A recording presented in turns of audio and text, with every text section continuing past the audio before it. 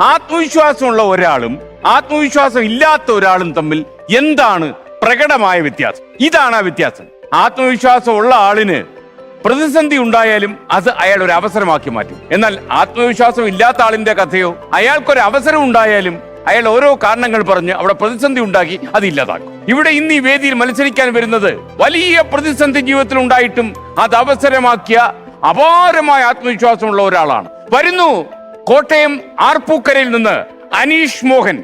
അനീഷ് മോഹന്റെ കഥ നിങ്ങൾ കേട്ടാൽ നിങ്ങൾ നടുങ്ങും. ആർപ്പൂക്കര സ്വദേശി അനീഷ് മോഹന്റെ ജീവിതയാത്രയെ പിടിച്ചുലച്ചത് കോട്ടയം റെയിൽവേ സ്റ്റേഷനിലുണ്ടായ ഒരു അപ്രതീക്ഷിത അപകടമാണ്. 2019 ഒക്ടോബറിലുണ്ടായ അപകടത്തിൽ അനീഷ് മോഹന് നഷ്ടമായത് ഇടത് കാലും വലത് കൈപ്പത്തിയും.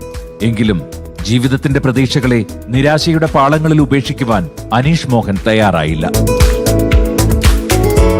മറ്റുള്ളവർക്ക് പ്രചോദനമാകുവാൻ സ്വന്തം ജീവിതം പ്രയോജനപ്പെടുത്തുകയാണ് ഇൻസ്പിറേഷണൽ ട്രെയിനർ കൂടിയായ ഈ സർക്കാർ ഉദ്യോഗസ്ഥൻ. പരസഹായം തേടി വിധിയെ പഴിച്ച് വീൽചെയറിൽ ജീവിതം തളച്ചിടാതെ വീട്ടുജോലികൾ ഉൾപ്പെടെ ഇഷ്ടമുള്ളതെല്ലാം ആസ്വദിച്ച് ഏറ്റെടുക്കുകയാണ് അനീഷ് മോഹൻ.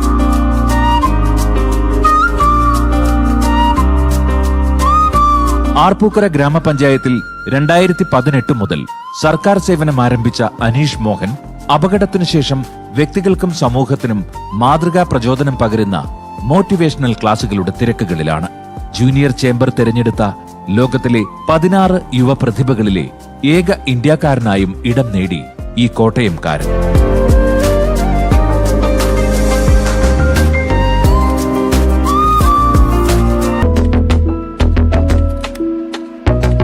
വിധിയുടെ ക്രൂരതയ്ക്ക് മുന്നിൽ തളരാതെ പിടിച്ചു നിന്ന മനക്കരുത്തുമായി അറിവിന്റെ വേദിയിലേക്ക് ആർപ്പൂക്കരയിൽ നിന്നും അനീഷ് മോഹൻ.